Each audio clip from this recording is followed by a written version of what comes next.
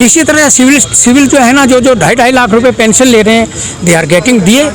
और इतना ही नहीं, 2-2, 3-3 डीए ले रहे हैं, 2-2, 3-3 डीए ले रहे हैं। अगर एक आदमी जो है ना एक पेंशन पर डीए ले रहा है तो उसको वाइफ मर गई, उसकी पेंशन आ रही है, उस पर भी डीए ले रहा है।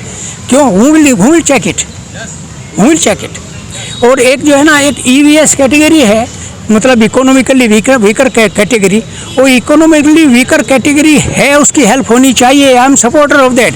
जय हिंद, जय भारत। और आप सभी का स्वागत है आपके अपने चैनल CCN News 24 के अंदर। मेरा नाम है दिनेश गर्गजानी, कड़वे सवालों वाला। मौजूद हूँ भारत की राजधानी दिल्ली के अंदर और विकासपुरी का ये क्षेत्र है। पूर्व सैनिक मेरे साथ मौजूद हैं। मैं बता दूं आपको कि कुछ विषयों को लेकर के ये चर्चा करना चाहते हैं और लगातार चैनल के ऊपर हमारी वीडियो देखते रहते हैं। बता रहे थे कि कुछ विषयों के ऊपर मुझे भी चर्चा करनी है और एक खास मुलाकात करेंगे पूर्व सैनिक। और जितने भी यहाँ पर साथी देखें यहाँ पे अगर देखेंगे तो जितने भी बुजुर्ग यहाँ पर बैठे हैं, सबसे पहले सबको मेरा प्रणाम चरणों में। और ये एक पार्क के अंदर बैठे हैं, उस पार्क की भी कुछ अपनी समस्याएं हैं और जो पूर्व सैनिक साथी मेरे साथ मौजूद हैं इनकी भी कुछ समस्याएं हैं। धर्मवीर सिंह जी इनका नाम है और लगातार चर्चाओं में थे हम आपस में कि कुछ विषयों को ये लेना चाहते थे ताकि पूरे भारत देश के लोगों को, साथ ही साथ सरकार को उसके बारे में ज्ञात हो सके। सबसे पहले सर आपको जय हिंद, जय भारत। भारत माता की जय, भारत माता की जय, इनकलाब जिंदाबाद, सैनिक एकता जिंदाबाद। अभी ऐसा है जी कि मैं आपके चैनल पर कई एक ऐसे स्पीकर्स को देखता हूं जो हमारे सेना के ही वेटरन्स हैं जी। तो मैं देखता हूं कि उनमें तोड़ फोड़ करके तकरीबन 4, 5, 6 ग्रुप बन गए हैं। जिस तरह से कि किसी पॉलिटिकल पार्टी की कोई जो है ना इनटेक है, आई-टेक है, इन्होंने यूनिवर्सिटी के अंदर भी अपने पैर जमा लिए, उन्हीं के बेस के ऊपर वोट बैंक बनाते हैं। हमारे सैनिकों में भी ऐसी होड़ करने की इनकी जो है ना विचार हैं। तो मैं सभी सैनिक ऑर्गेनाइजेशन से ये रिक्वेस्ट करता हूँ हाथ जोड़ करके कि सबसे पहले तो एक हो जाएं, otherwise they will be broken like 4 sticks. जो कि एक किसान अपने बेटे को अलग अलग को जो 4 के 4 लड़ते थे उनको देता था और उनको बोला एक बार जब ज़्यादा लड़ने लगे कि तोड़ो स्टिक, एक एक करके तोड़ दी, फिर चारों को इकट्ठे बंडल बांध करके दिया और नहीं तोड़ पाए। सिमिलरली मेरे जितने भी फौजी भाई अपनी अपनी अलग ऑर्गेनाइजेशन बना के बैठे हैं, हम मानते हैं कि भगवान ने एक इंसान की 5 उंगलियां भी बराबर नहीं दी हैं, उनका मस्तिष्क भी बराबर नहीं, इंडिविजुअल डिफरेंसेस हैं, क्या नाम रिलीजियस डिफरेंसेस हैं। तो उनको चाहिए कि भाई वो इन डिफरेंसेस को अपने फौजी भाइयों के बीच बैठ कर के सोल्व कर लें। और जैसा कि अभी कल ही आपके चैनल के ऊपर एक जो एयरफोर्स के जो है ना एडवोकेट साहब बोल रहे थे कि भाई हम लोग 26 आदमी पूरे इंडिया के अंदर जाएंगे, हर स्टेट में जाएंगे। मेरे विचार से 2-3 जो स्कीम्स अभी कर रहे हैं, जैसे कि अभी फेडरेशन ऑफ वेटरन एसोसिएशन कहती है कि 23 तारीख को संसद का घेराव करेंगे। अभी 16 तारीख को उनकी मीटिंग भी है। मेरी आपसे रिक्वेस्ट है कि आप उनको ये बताएं कि अभी हम इतने परिपक्व नहीं हुए कि संसद का घेराव कर सकें। और फिर उसके बाद में ज़्यादातर जो है ना हमारे वेटरन जो है ना वो बहुत एजड हैं, उनके लिए पॉसिबल नहीं है कि वो पूरे दिन खड़े होकर के संसद के अंदर जा कर के जो है ना वहाँ खड़े हो जाएं। उनको सहारे की ज़रूरत है, उठना बैठना भी चाहिए। तो सबसे पहले ये है कि इसके ऊपर वो दोबारा फिर विचार कर ले। और जो सार्जेंट साहब ने, एडवोकेट साहब ने बोला है कि हमें पूरे के पूरे स्टेट्स के अंदर एक सेलेक्ट करके हर एक का जो है ना वो करना चाहिए, पूरे सेलेक्ट करके जो है ना हमको कुछ 25-26 आदमी हर स्टेट के अंदर भेजने चाहिए जो हमारा प्रचार करें। मैं आज़ादी के टाइम के ऊपर स्कूल में पढ़ता था। उस समय पर अलिफ बे कच्चा एक पक्का एक इस तरह की क्लासेज हुआ करती थी जिसमें टाइम बार नहीं होता था। एक चीज़ क्रॉस करने के बाद दूसरी में ऑटोमेटिकली एक साल में 3-3 पर 4-4 प्रमोशन होकर के वो सेकंड क्लास में भी चला जाता था।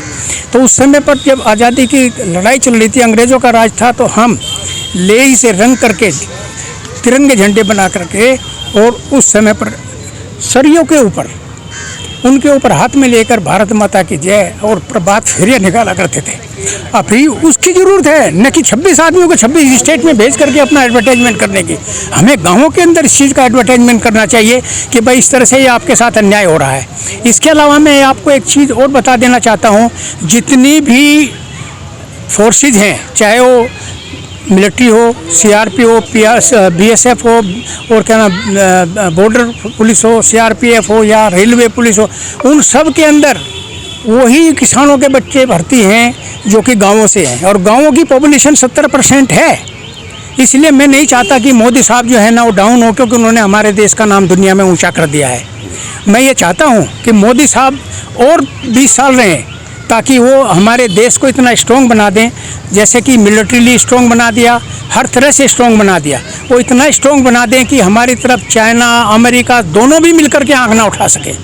और अभी आप जानते ही हैं कि हमारे यहाँ चंद्रमा चंद्रयान 3 गया है, हम चौथे कंट्री हो गए हैं। अगर सही लैंड हो गया हो और सही उसने वर्क करना शुरू कर दिया तो we will the first country जो कि पोल से डायरेक्ट साइड ऑफ मून जो देख करके बताएगा कि यहाँ क्या है। अभी तक तो रोशनी वाले चांद को ही देख करके बता रहे हैं सारे देश, चाहे वो अमेरिका हो, चाहे वो कोई भी दूसरा कंट्री हो जिसने क्यों किया है। हमारा ये मून मिशन है, ये चांद की उस साइड में देख करके बताएगा कि वहाँ क्या है, पानी है, क्या है, क्यों अंधेरा है वहाँ, उस अंधेरे में क्या है, समंदर है कि क्या है, बर्फ़ है कि क्या है।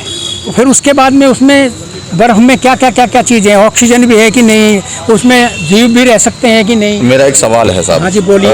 अभी आपने मुझे बताया कि 23 जुलाई को जो जहाँ पे जंतर मंतर पे जो सैनिक बैठे हैं वो क्या नाम है संसद का घेराव करेंगे, और आपने मुझे कहा कि वो परिपक्व नहीं है अभी। आपको ऐसा क्यों लगता है कि वो अभी तैयार नहीं है? वो तो तैयार हैं, बहुत से आदमी तैयार हैं और अपनी जान देने के लिए भी तैयार हैं देश की भलाई के लिए। लेकिन मैं ये समझता हूँ एक शिक्षित वेटरन होने के कारण कि अभी हम अगर ये स्टेप अभी लेंगे तो ये उचित नहीं है, ये एक पॉलिटिकल स्टेप हो जाएगा। नहीं, उचित क्यों नहीं है, वही तो मैं जानना चाह रहा हूँ। बहुत सी पॉलिटिकल पार्टियां तो अभी हमारे बीच में घुस गई हैं, आगे भी घुस जाएंगी। एक भी पार्टी नहीं घुसी है वहाँ पे अभी। साहब आपको क्या बताएं, पहलवान सुरेंद्र जी जो है ना वो ओपनली कांग्रेस को सपोर्ट करते हैं, और जो है ना ये क्या नाम है और कई हैं। उन्होंने अभी तक, मैंने पहलवान जी की अगर बात करो तो पहलवान जी ने जितने भी कार्यक्रम करे हैं, पहलवान जी ने जब भी सैनिकों के समर्थन में आवाज़ लगाई तो कभी भी कांग्रेस का किसी भी राजनीतिक पार्टी को बीच में नहीं लाए। तो फिर ये डिफरेंस क्यों आ गया? जब एक उनकी जो ऑर्गेनाइजेशन है अगर रजिस्टर्ड है तो उसको इंटेक आईटेक की तरह से क्यों रजिस्ट्रेशन मानते हैं? वो एक सैनिक की रजिस्ट्रेशन को नहीं, सैनिक की ही तो है वो। तो सब मिल करके एक क्यों नहीं बनाते? वो क्यों नहीं? वो एक अलग चीज हो गई। अभी जैसे वही है। अभी आपने पहले मुझे बताया कि क्या नाम है वो लोग, अभी मैं सक्षम नहीं मानता उनको जो जंतर मंतर में बैठे। सक्षम तो मेरी बात तो सुनो। फिर आपने मुझे कहा कि वो राजनीतिक पार्टी को लाते हैं पहलवान जी, जबकि राजनीतिक पार्टी का नाम वो कभी भी सैनिक के हित में नहीं लेते हैं। तीसरा आपने कहा कि भाई एक नहीं हो जाते। ये तीनों चीजें बिल्कुल अलग अलग हैं। नहीं, एक होना तो जरूरी है। एक होना जरूरी है, वो तो मैं भी कह रहा हूँ भाई। मैं तो उस चीज को मैं भी मानता हूँ कि पहले हम लोगों को मुगलों ने बांट के रखा, फिर अंग्रेजों ने बांटा, अभी राजनीतिक पार्टियां बांट रही, मान लिया। लेकिन तो हमको आजादी के टाइम से अब तक बांट रही है। धर्म पर हमको बांट दिया, पानी पर हमको बांट दिया, एजुकेशन पे हमको बांट दिया, शिक्षा पर बांट दिया, पैसे रुपए पर बांट दिया, जमीन पर बांट दिया, नदी नालों में बांट दिया।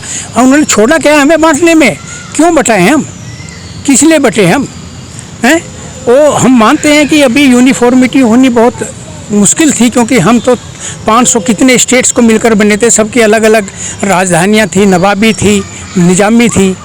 कई स्टेट्स तो हमारे जो है ना आज़ादी के 1 साल बाद में मिले हैं। लेकिन हम लोग जो है ना, मैं किसी अफसर को क्रिटिसाइज नहीं कर रहा हूँ ना मैं किसी को, लेकिन अफसरों के नीचे मुझे पता है पहले थे अफसर, फील्ड मार्शल HSF माणक, फील्ड मार्शल पहले जो थे हमारे वो, उसके बाद में जनरल JN चौधरी जिन्होंने की ट्रीटी ऑफ एक्सेशन के ऊपर निजाम से दस्तखत कराए थे साल भर के बाद आज़ादी के, सन 1948 के अंदर कराए थे दस्तखत। तो वो जनरल थे। जनरल JN चौधरी कहा करते थे कि it is not the man, it is not the gun that fights but is the man behind the gun that fights. तो जब तक आदमी को उस गन के लिए इतना प्रिपेयर नहीं कर दिया जाएगा कि वो फाइट कर सके, तो 4 साल के अंदर जो हमारा ये है, ठीक है अच्छा होगा, किसी ने किया है तो अच्छा सोच करके किया है, लेकिन दिस इज़ टाइम स्केल। अभी मतलब 23 तारीख का जो धरना प्रदर्शन है या महारैली कहूँ या संसद पे घेराव कहूँ, तो आप उसके समर्थन में हैं? मैं उसके समर्थन में बेशक हूँ, लेकिन अभी ये अपरिपक्व है, अभी ये पूरी तरह से मैच्योर नहीं हुए हैं हम। जब हमारे अंदर ही 4-4, 5-5 ग्रुप हैं, रजिस्टर्ड ग्रुप बनते जा रहे हैं, हम रजिस्टर्ड होकर के पहले एक हो जाएं, फिर सबकी एक कमेटी बन करके, और ये federation of veterans association is the only one that has got the biggest support of the organisations. मतलब बाकी सब बेकार हैं? नहीं, ऐसी बात नहीं है। उनका रीजनल एरिया का अपना ग्रुप है, और सबसे बड़ी बात क्या है, ईगो वाली आई हुई है कि सब डोमिनेट करना चाहते हैं एक चीज़ को। इसके अंदर जो पैसे का चक्कर चल गया ना, दैट इज़ वेरी डेंजरस। पैसे का मतलब? पैसे का मतलब है, कोई कह रहे हैं इतने करोड़ ले लिए, इतने ये ले लिए, उतने वो ले लिए। मैं ये कहता हूँ कि देखो, मनी मेक्स द मेयर गो, बिना पैसे के कुछ नहीं होता। लेकिन पैसा जो है ना, उसका प्रॉपर रिकॉर्ड होना जरूरी है कि भाई अगर किसी ने कंट्रीब्यूट करना है रजिस्टर्ड एसोसिएशन को, तो उसके बैंक अकाउंट ये है, उसमें चेक से वो करे। किसी ने उसमें से खर्च करना है तो उसके लिए बाय लॉज में ये क्लियरली होना चाहिए कि ये 2-3 क्या नाम है वो होंगे, इनके सिग्नेचर के बिना पैसा नहीं निकलेगा, और इस काम के लिए सेना का पैसा निकलेगा। वहाँ पे ये सारी व्यवस्था बनी हुई जंतर मंतर, वो कह रहे हैं कि हमारी सारी व्यवस्था है। तो ये फिर क्यों प्रधान जो क्या नाम है सुरेंद्र जी ऐसे कहते हैं कि भाई इतना ठग लिया, ये बढ़ लिया, मैंने इतने करोड़ रुपया, इतने लाख रुपए लगा दिया, टेंट मैंने लगाया, ये मैंने लगाया। भाई जहाँ पर 10-4 आदमी बैठेंगे वहाँ वाद विवाद होना लाजमी बात है। वो यही है, वाद विवाद ही प्रोग्रेस की जड़ है, प्रजातंत्र का। वही वाद विवाद ये वो। लेकिन एक चीज बताइए, हम भारत के संविधान के अंदर कोई गलत काम कर रहे हैं, अनुशासनहीनता कर रहे हैं, क्या ये उस वक्त होगा जब इन्फेंट्री का जवान है? इनको तो मजबूरी है ना जी, अब जंतर मंतर वहाँ पे संसद का घेराव करना पड़ेगा, क्योंकि जब 5 महीने का समय हो गया, उन लोगों ने धूप गर्मी सर्दी सब पूर्व सैनिक ने वहाँ पर झेल ली, कोई सरकार का नुमाइंदा आके सुनने को तैयार नहीं, तो क्या करेंगे वो मजबूरी में? पहले भी तो 47 साल से ओआरओपी का मैटर चल रहा है। हाँ। तब किसी ने सुना था? हाँ। 47 साल से चल रहा है। और तब सतबीर जी ने बेवकूफ बना के रखा। ओहो, मैं जनरल सतबीर को ब्लेम नहीं करना चाहता। क्योंकि मैं जो अभी नेक्स्ट पॉइंट बोलूँगा वो आपको रियलिटी का पता लग जाएगा। और जब इंडियन आर्मी के ऑफिसर्स मनी माइंडेड हो जाएंगे, जब इंडियन आर्मी के सिविल सर्वेंट्स मनी माइंडेड हो जाएंगे, तो देश कभी प्रोग्रेस नहीं करेगा। मतलब उनको खाने के लिए रोटी तक मत दो, उनका निवाला छीन लो, सैनिकों की पेंशन छीन लो, ओआरओपी का हक छीन लो, एमएसपी छीन लो। नोट दैट मैं ये कहने चाह रहा हूँ, देयर आर 2 थिंग्स। एक है डीए, यानी डियरनेस अलाउंस। एक है डीआर, डियरनेस रिलीफ। डीआर मिलता है पेंशनर्स को, डीए मिलता है जो सर्विंग है उनको, चाहे वो किसी डिपार्टमेंट के हैं, कहीं के भी हैं, किसी भी स्टेट के हैं। ये बतलाइए, आज़ादी से लेकर आज तक कांग्रेस की कितनी गवर्नमेंट रही, बीजेपी की रही, जनता दल की रही, और स्टेट्स के अंदर कम्युनिस्टों की भी रही, हर एक की रही, अभी भी हैं। उन्होंने किसने इस चीज़ के ऊपर ध्यान दिया है कि गरीबी को मिटाओ, गरीबी को मिटाओ? अपने मैनिफेस्टो में तो कहते गए, लेकिन अगर देखा जाए ना प्रैक्टिकली, इस डीए एंड डीआर के कारण गरीब गरीब होता जा रहा है, अमीर अमीर होता जा रहा है। एग्जाम्पल देता हूँ, ये 10,000 रुपये पेंशन लेता है, इसको डीए मिलता है 42%, तो कितना हुआ? 420। और एक को 2.5 लाख रुपये पेंशन मिलती है, उसको डीए कितना मिलेगा? कितने हज़ार मिलेगा? वही 42% में कैलकुलेट कर कितने हज़ार मिलेगा? क्यों भाई? है वो तो 2 रोटी खाएगा, ये मजदूर है तो ये 4 खाएगा, इसको 4 गुना मिलना चाहिए उससे। अगर 2 रोटी खाता है तो उसको क्यों 25 गुना जो है ना, 2.5 लाख रुपए लेने वाले को 25 गुना डीए क्यों दिया जाता है?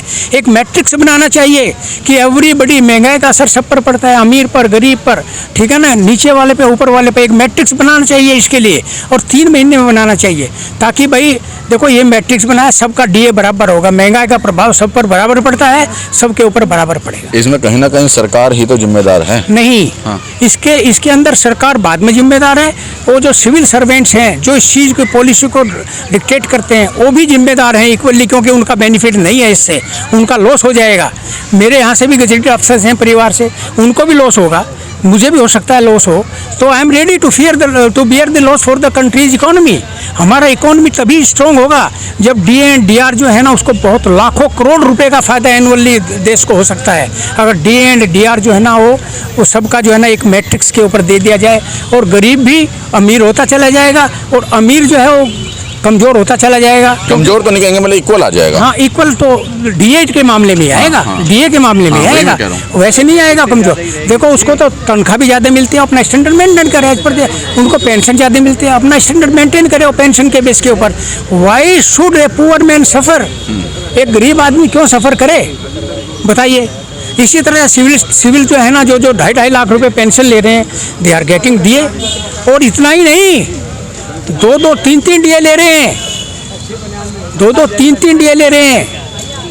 अगर एक आदमी जो है ना एक पेंशन पर डीए ले रहा है, तो उसको वाइफ मर गई, उसकी पेंशन आ रही है, उस पर भी डीए ले रहा है। क्यों? Who will check it? और एक जो है ना, एक ईवीएस कैटेगरी है, मतलब इकोनॉमिकली वीकर कैटेगरी, वो इकोनॉमिकली वीकर कैटेगरी है, उसकी हेल्प होनी चाहिए, I am supporter of that.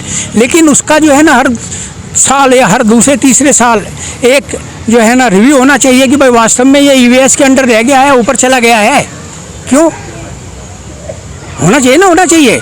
अभी एक आदमी ईवीएस कैटेगरी का बेनिफिट ले रहा है, स्कूल में फीस नहीं, और जो दूसरा जो है ना जो ईवीएस का कैटेगरी का वो नहीं ले रहा, जनरल कैटेगरी में ही पेइंग फीस वही। सो दिस आज तक आज़ादी से लेकर आज तक हमारे देश में कोई एजुकेशन पॉलिसी नहीं मिली, कोई एक बोर्ड की जो है ना सिलेबस एप्लीकेबल नहीं हुआ है, सब अपनी अपनी लैंग्वेज को लिए फिरते हैं। ठीक है, लैंग्वेज भी पढ़ो, हम ये नहीं कहते हैं, हम against that, everybody should read their own languages, लेकिन ये थोड़ा ही सिलेबस तो एक होना चाहिए, एग्जाम तो एक होना चाहिए थ्रू आउट इंडिया। अब जब एक होता है तो पेपर चोरी होते हैं, राजस्थान का मैं देख लो, अभी शोर हल्ला मचा हुआ है, और राजस्थान में नहीं, मेडिकल के पेपर तक आउट होते हैं, इंजीनियर के पेपर तक आउट, इंजीनियरिंग के टेस्ट के पेपर तक आउट होते हैं। अभी एक 23 जुलाई की कॉल दी गई है और एक 6 अगस्त की दी है जो कि वीर बहादुर जी ने। देखिए मैं ये अभी कहता हूँ, किसको सपोर्ट आप करेगा? देखिए मैं ये कहता हूँ, मैं तो ये कहता हूँ कि 6 अगस्त की कॉल में भी अभी हमें बहुत सावधानी बरतनी है, और उसके बाद 26 उसके 23 की कॉल में भी सावधानी बरतनी है। सावधानी कैसे बरतनी है?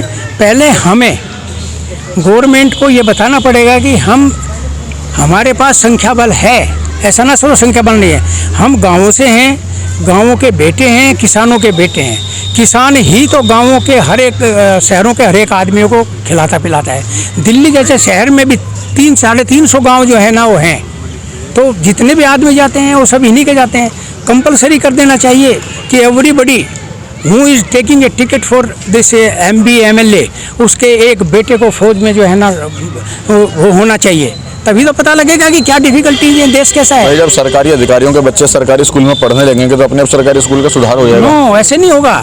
जितने भी पब्लिक स्कूल्स हैं ये सब पॉलिटिकल पार्टी के और पैसे वाले के हैं, इन सब का स्टाफ सरकारी स्कूल में बदली करो, उनको वहाँ फुल सैलरी मिलती, फुल सैलरी नहीं मिलती उधर, और सरकारी स्कूलों का जो स्टाफ है उसको उनमें ट्रांसफ़र करो। मैंने ये बोला बाबूजी कि जितने सरकारी अधिकारी हैं उनके बच्चे जब सरकारी स्कूल में पढ़ने लग जाएंगे तो सरकारी स्कूल का सुधार हो जाएगा। आप बिल्कुल ठीक कह रहे हो, लेकिन मैं तो ये कहता हूँ कि अगर पब्लिक स्कूल का सारा स्टाफ सरकारी स्कूलों में बदली हो जाए और सरकारी स्कूलों का सारा स्टाफ पब्लिक स्कूल में बदली हो जाए, एजुकेशन एक हो जाएगी।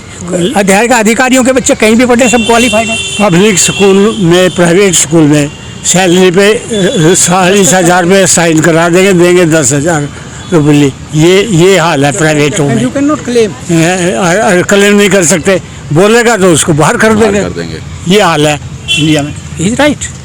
और अब आगे को क्या लगता है कि जो सैनिक अपनी तैयारी कर रहे हैं हकों की मांग लेने के लिए, देखो ये तो चलेगी, स्ट्राइक तो खत्म होगी नहीं। इसमें कहीं ना कहीं मतलब सतबीर जी और वीके जी हैं जिम्मेदार? नहीं, मैं सतबीर जी को क्यों ब्लेम करूं? कौन है जिम्मेदार, कौन है इसमें जिम्मेदार? इसमें वो सब सिविल अफसर्स हैं जिन्होंने की पे कमीशन बना करके दिया है। सतबीर जी नहीं है जिम्मेदार? सतबीर जी तो अपने जो बेनिफिट ले लिए। सतबीर जी जिम्मेदार हैं या नहीं सैनिकों को मूर्ख बनाने में? मैं अफसर को किसी को जिम्मेदार नहीं आप बताओ ठहराना जी। चाहता। नहीं, ये जो अफसर तो अपना बेनिफिट ले ही लेते हैं। सतबीर जी जिम्मेदार हैं या नहीं आप लोगों का? सतबीर जी का तो मुझे पता ही नहीं, लेकिन जितने भी अफसर है बेनिफिट तो अफसर उठा ही रहते हैं। लेकिन आप लोगों का हक मारने में क्या वार्स रैंक, अरे शर्मा जी, वार्स रैंक सबसे आगे रहता है लड़ाई में, तो मैकेनिक में तो अफसर 11 आदमी के पीछे एक अफसर मुश्किल से मिलेगा, वो भी कैप्टन या लेफ्टिनेंट या सूबेदार। लेकिन असली तो वार्स ही आगे रहता है सबसे, लड़ाई में तो मैकेनिक, हर चीज में वो अफसर आगे थोड़ी रहता। अफसर तो एक पीछे बैठा रहता है, अगर ज़्यादा वो होगी साबुन का पानी पियेंगे, नीचे भाग जाते हैं हेल्थ एरिया में। ये नहीं कहता, मैं एक चीज़ आपको बहुत सीरियसली जो है ना बताना चाहता हूँ। देखिए ये जो कह रहे हैं वो कहाँ तक सही है, इनके एक्सपीरियंस की वजह से कोई ऐसे केस हुए होंगे? मैंने अभी तक बहुत सारे सैनिकों से बात की और वो भी ऐसे ही कहते हैं। 99% ऐसे ही कहते हैं। कोई 1% आप जैसा कोई मिलता है जो कहता है कि नहीं तो 99% कहते हैं कि जवान और जैसी, मेरी बात सुनो, जवान जैसे हमेशा मैंने ये देखा कहते हुए कि हमारा हक हमारे अधिकारियों ने मार लिया, हमें कहीं का भी नहीं छोड़ा। क्यों? क्योंकि जवान और जैसी हमेशा लड़ाई में, ये सच्चा है, जवान जैसे आगे रहता है, उसके बावजूद भी दुश्मन को गोली मारे ये, सीने पे गोली खाएं ये, और हक वो मेडल ले जाएं वो। अच्छा एक चीज़ और मैं कहना चाहता हूँ इस विषय में, जैसा कि चैनल्स के ऊपर पता लगता है कि 40% तक अफसर्स जो है ना डिसेबिलिटी पेंशन लेके आ जाते हैं। डिसेबिलिटी तो इक्वल होना चाहिए ना। अगर किसी की टांग कट गई, अफसर की कटी या किसी जवान की कटी, तो दोनों को बराबर लॉस हुआ ना, फिजिकल लॉस हुआ ना दोनों को, तो उनको इक्वल होना चाहिए। लेकिन ये डिफरेंस की रेट क्या हुआ है। वीडो जो है ना, चाहे वो एक सिपाही की हो या एक अफसर की हो, उनको तो जो है ना सपोर्ट लेने के लिए सब इक्वल सपोर्ट मिलना चाहिए ना। ये तो अन्याय है कि उनको इक्वल नहीं मिलता। इसके अलावा अभी ये सुनने में आता है हमेशा से ही कि भाई इतनी अफसर्स की वैकेंसी खाली है। एक भी वैकेंसी खाली ना रहे। अगर सारे अफसर्स जो है ना, जितनी वैकेंसी हैं 10,000 वैकेंसीज हैं, सूटेबल जेशियोज हैं, सूटेबल जवान्स हैं, एजुकेटेड हैं, एक्सपीरियंस्ड हैं, उनमें से प्रमोट कर दीजिए। कहाँ है अफसर्स की vacancy? There is no vacancy of officers, so all the vacancies are fulfilled. तो ऐसा करना चाहिए। ठीक है। बाकी मैं भी एक बार निवेदन करूंगा तमाम संगठनों से कि वो एक होकर के लड़ाई लड़े, लेकिन हालांकि मुझे पता है कि उनका एक होना बड़ा मुश्किल है, लेकिन फिर भी मैं ये कहूँगा कि वो एक होकर के एक मंच बनाएं, और ताकि जो 23 तारीख की कॉल है या 6 तारीख की जो कॉल है वो सक्सेस हो पाए। जब तक ये अलग अलग रहेंगे, संगठन अपनी अपनी कॉल देते रहेंगे, मुझे नहीं लगता कि पूरे भारत के सैनिकों का हक मिल पाएगा। क्योंकि आप लोग जो लड़ाई लड़ रहे हैं वो पूरे भारत के सैनिकों के लिए लड़ रहे हैं, आप लोग अपने अपने लिए नहीं लड़ रहे हैं। थोड़ा सा इस चीज़ को ध्यान दें कि बजाय कि मेरा संगठन करने के लिए कि हम सब एक होकर के लड़ाई लड़ें। जी जी, ईगो सिस्टम खत्म होना चाहिए। अच्छा, दूसरा मैं ये पॉइंट में और तो कुछ पूछना नहीं, अपने अगर नहीं पूछना तो मैं शॉर्ट में रखेंगे। हाँ, दूसरा मैं बताता हूँ। हमारा एक संगठन कुछ केसेस सुप्रीम कोर्ट में लेके गया है। और कोर्ट का क्या होता है कि उसमें जो है ना, आदमी मर जाता है, मारने वाला आदमी मर जाता है, 30 साल तक उसके केस का डिसीजन नहीं हो पाता। This is very bad. एक जुडिशल रिफॉर्म्स आने चाहिए कि 3 दिन के अंदर तो FIR हो, और 3 महीने के अंदर नॉन बेलेबल जो है ना, वो क्या नाम है, जो केसेस हैं, जो नॉन बेलेबल क्राइम्स हैं, उनका 3 महीने के अंदर जो है ना हियरिंग शुरू हो, साल भर के अंदर डिसीजन हो। ठीक है ना जी। अच्छा, दूसरे जैसे DA और DR का मैंने बताया, ये तो पब्लिक इंटरेस्ट लिटिगेशन की बात है।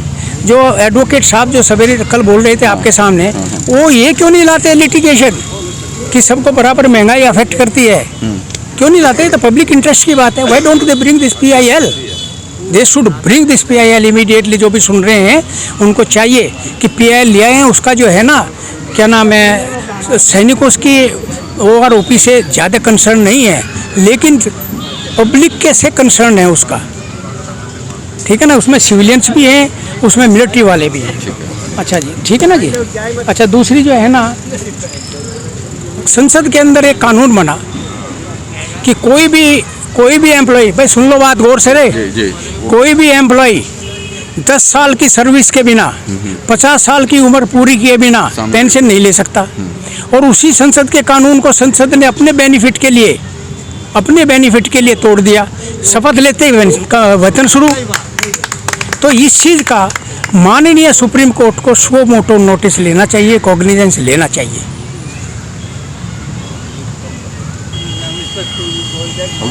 नहीं और भी देते हो। हाँ, विधवा के बारे में मैंने बता दिया। उसके बाद में विसंगतियों के बारे में आपको बहुतों ने बता दिया। It is of no use to tell you और न गई। अच्छा, दूसरे विधवा पेंशन में तो बढ़ोतरी जरूरी है, वो भी हो चुका पॉइंट। अच्छा, मैं ये कहना चाहता हूँ कि एक अफसर, एक जवान अपनी MSP पर DA ले रहा है।